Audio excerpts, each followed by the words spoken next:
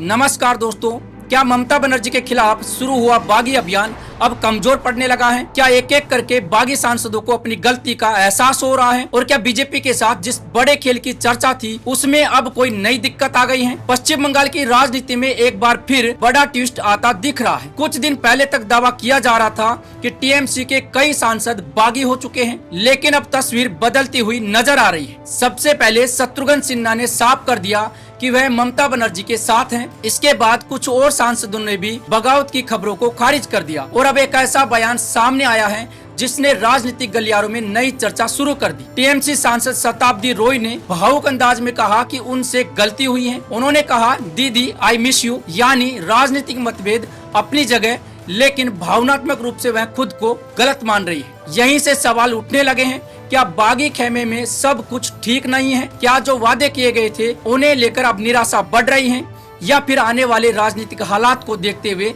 कई नेता वापसी का रास्ता खुला रखना चाहते हैं? लेकिन कहानी यहीं खत्म नहीं होती, क्योंकि आगे जो सामने आया उसने पूरे घटनाक्रम को और ज्यादा दिलचस्प बना दिया है।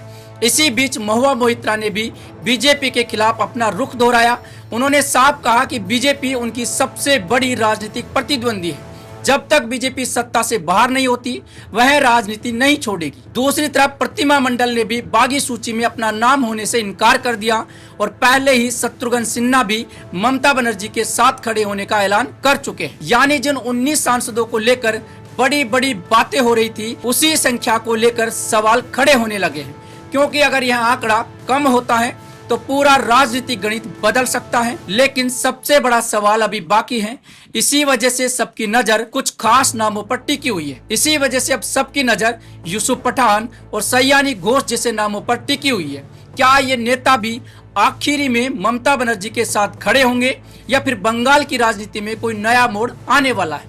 फिलहाल इतना जरूर है कि कुछ दिन पहले जो तस्वीर दिखाई जा रही थी अब वह वैसी नहीं दिख रही, और आने वाले दिन पश्चिम बंगाल की राजनीति के लिए बेहद अहम साबित हो सकते हैं। लेकिन रुकिए, क्योंकि अगली खबर में मामला सिर्फ बंगाल की राजनीति का नहीं, बल्कि एक ऐसे बड़े राजनीतिक विवाद का है जिसने पूरे देश में नई बहस छेड़ दी है। आखिर राष्ट्रपति भवन जाने के लिए क्यों निकल पड़े कांग्रेस के विधायक? दिल्ली की सड़कों पर इतना हंगामा क्यों हुआ? और आखिर मीनाक्षी नटराजन के नामांकन विवाद पर कांग्रेस अब इतनी आक्रामक क्यों हो गई है? मध्य प्रदेश से राज्यसभा उम्मीदवार मीनाक्षी नटराजन का नामांकन रद्द होने के बाद कांग्रेस अब पूरी तरह सड़क पर उतर आई है। सुप्रीम कोर्ट से लेकर चुनाव आयोग और राष्ट्रपति भवन तक कांग्रेस इस मुद्दे को हर स्तर पर उठाने की तैयारी में है। मध्य प्रदेश कांग्रेस अध्यक्ष जीतू पटवारी अपने विधायकों के साथ दिल्ली पहुंचे।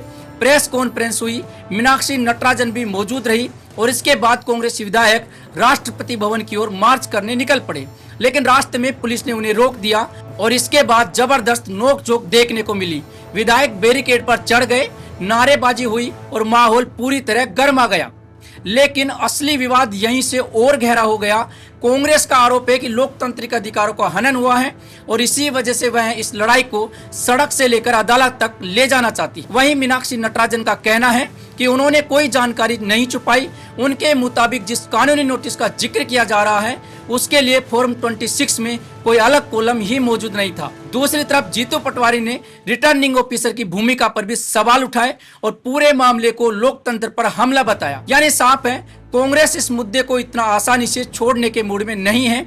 अब सबकी नजर सुप्रीम कोर्ट और आने वाले राजनीतिक घटनाक्रम पर टिकी हुई है, क्योंकि यह मामला सिर्फ एक राज्यसभा सीट का नहीं बल्कि राजनीतिक संदेश और विपक्ष की राजनीति से भी जुड़ गया है। लेकिन रुकिए, क्योंकि अगली खबर में जो सामने आया उसने हजारों ईवीएम और कई नए सवालों को लेकर देश भर में बहस तेज कर दी। क्या हजारों ईवीएम में लगी आग सिर्फ एक हादसा है, या फिर इसके पीछे कोई बड़ी साजिश छिपी हुई है? और सबसे बड़ा सवाल, क्या इस आग में सिर्फ मशीनें जली हैं या कुछ अहम सबूत भी खत्म कर दिए गए हैं? पश्चिम बंगाल के कोलकाता के अलीपुर इलाके में एक सरकारी इमारत में लगी भीषण आग ने कई सवाल खड़े कर दिए हैं।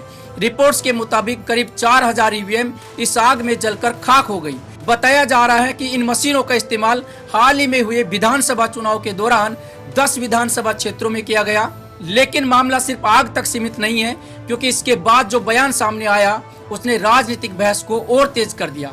बीजेपी सरकार के मंत्री कौशिक चौधरी ने खुद इस घटना में साजिश की आशंका जताई है। उन्होंने कहा कि पूरे मामले की जांच की जा रही है, पुलिस ने FIR दर्ज कर ली है। उधर विपक्षी दल भी सवाल उठा रहे हैं। आम आदमी पार्टी ने भी पूछा है कि आखिर इतनी बड़ी आग कैसे लगी और हजारों EVM इसकी चपेट में कैसे आ गई। वहीं कांग्रेस नेता पवन खेड़ा ने चुनाव आयोग से जवाब मांगा। उन्होंने पूछा कि क्या इन मशीनों का इस्तेमाल हाल के चुनाव में हुआ था, और अगर हुआ था तो फिर यह सिर्फ हादसा है या कुछ और। लेकिन सबसे ज्यादा चर्चा जिस बात को लेकर हो रही है वह आग के फैलने का तरीका है। कुछ रिपोर्ट्स के मुताबिक आग पहले तीसरी और चौथी मंजिल पर लगी, फिर बीच की कई मंजिलें अपेक्षाकृत सुरक्षित रही, लेकिन 8वीं और 9वीं मंजिल जहां EVM रखी गई थी वह भी आग की चपेट में आ गई। यहीं से संदेह और गहरा हो गया है। हालांकि फिलहाल जांच जारी है और अभी किसी निष्कर्ष पर पहुंचना जल्दीबाजी होगी, लेकिन इतना जरूर है कि इस घटना ने कई नए सवाल खड़े कर दिए हैं, क्योंकि चुनाव से जुड़ी मशीनों और सरकारी रिकॉर्ड से जुड़े ऐसे मामलों में पारदर्शिता बेहद जरूरी है। अब सबकी नजर जांच एजेंसियों और चुनाव आयोग पर है, क्योंकि जवाब जितनी जल्दी आएंगे उतने ही जल्दी संदेह खत्म होंगे। लेकिन रुकिए, क्योंकि अगली जो खबर है वो सिर्फ आग और EVM का नहीं बल्कि एक ऐसे घटनाक्रम का है जिसने प्रदर्शन के बीच अचानक सबका ध्यान अपनी तरफ खींच लिया है। लखनऊ में आखिर ऐसा क्या हुआ कि कॉकरोच जनता पार्टी के प्रदर्शन के बीच बवाल मच गया। योगी आदित्यनाथ जैसे दिखने वाला शख्स अचानक कहां से पहुंच गया, और क्यों शिक्षा व्यवस्था को लेकर देश भर में एक जैसी आवाज उठ रही है। लखनऊ के इको गार्डन में शुक्रवार को अलग अलग प्रदर्शन देखने को मिले। एक तरफ छात्र लेखपाल भर्ती और शिक्षा से जुड़े मुद्दों को लेकर प्रदर्शन कर रहे थे, दूसरी तरफ कॉकरोच जनता पार्टी ने धर्मेंद्र प्रधान के इस्तीफे की मांग को लेकर प्रदर्शन किया। इसी बीच माहौल तब और दिलचस्प हो गया जब योगी आदित्यनाथ जैसा हुलिये बनाकर एक शख्स वहां पहुंच गया। उसके हाथ में धर्मेंद्र प्रधान के इस्तीफे की मांग वाला पोस्टर था, और देखते ही देखते कैमरे और लोगों का ध्यान उसकी तरफ चला गया। लेकिन सिर्फ यही वजह नहीं है जिसकी वजह से इस प्रदर्शन की चर्चा बढ़ी। वहीं एक सिख परिवार भी प्रदर्शन में शामिल हुआ। उन्होंने कहा कि वह युवाओं की मांगों का समर्थन करने पहुंचे हैं और शिक्षा व्यवस्था में सुधार चाहते हैं। इस दौरान मीडिया के खिलाफ भी नारेबाजी देखने को मिली, जबकि देश के अलग अलग शहरों में चल रहे इन प्रदर्शनों में एक बात समान दिखाई दे रही है, चाहे छात्र संगठन हो, यूथ कांग्रेस हो, NSUI हो या फिर कोई और समूह, सबकी मुख्य मांग शिक्षा व्यवस्था में सुधार और पेपर लीक पर रोक लगाने को लेकर है। यानी साफ है, युवा अब रोजगार और शिक्षा जैसे मुद्दों पर ज्यादा मुखर दिखाई दे रहा है, और यही वजह है कि इन प्रदर्शनों की लगातार चर्चा बढ़ रही है। लेकिन रुकिए दोस्तों, क्योंकि अगली जो खबर है वो पंडित जवाहरलाल नेहरू और नरेंद्र मोदी के इतिहास से जुड़ी हुई है। क्या सिर्फ ज्यादा दिनों तक प्रधानमंत्री बने रहना ही सबसे बड़ी उपलब्धि है, या फिर असली सवाल यह है कि उन सालों में देश को क्या मिला, और क्या वाकई नरेंद्र मोदी ने हर मायने में पंडित नेहरू को पीछे छोड़ दिया है। 10 जून 2026 को केंद्रीय मंत्रिमंडल ने नरेंद्र मोदी को बधाई दी। कारण था मोदी ने लगातार सबसे लंबे समय तक चुने हुए प्रधानमंत्री रहने के मामले में जवाहरलाल नेहरू के 4398 दिनों के रिकॉर्ड को पीछे छोड़ दिया। इसके बाद कई नेताओं ने मंदिरों में पूजा की और मीडिया के एक बड़े वर्ग ने इसे ऐतिहासिक उपलब्धि के तौर पे पेश किया। लेकिन यहीं से बहस शुरू होती है, क्या इतिहास सिर्फ दिनों की गिनती से लिखा जाता है, या फिर इस बात से कि उन दिनों देश के लिए क्या बनाया गया। नेहरू के दौर में IIT, एम्स, बड़े बांध, स्टील प्लांट, परमाणु कार्यक्रम और लोकतांत्रिक संस्थाओं की नींव रखी गई। उसी समय भारत नया नया आजाद हुआ था, गरीबी थी, संसाधन कम थे, लेकिन संस्थान खड़े किए गए। वहीं आलोचकों का कहना है कि मोदी सरकार के दौरान निजीकरण बढ़ा, कई सरकारी संपत्तियों में हिस्सेदारी बेची गई, और चुनाव आयोग, RTI तथा जांच एजेंसियों जैसी संस्थाओं की स्वतंत्रता को लेकर भी सवाल उठे। हालांकि समर्थक डिजिटल इंडिया, UPI और इंफ्रास्ट्रक्चर को बड़ी उपलब्धि मानते हैं। यानी बहस सिर्फ रिकॉर्ड की नहीं, बहस इस बात की है कि इतिहास किसी नेता को किस आधार पर याद रखता है, कुर्सी पर बिताए गए दिनों से या फिर पीछे छोड़ी गई संस्थाओं और व्यवस्थाओं से।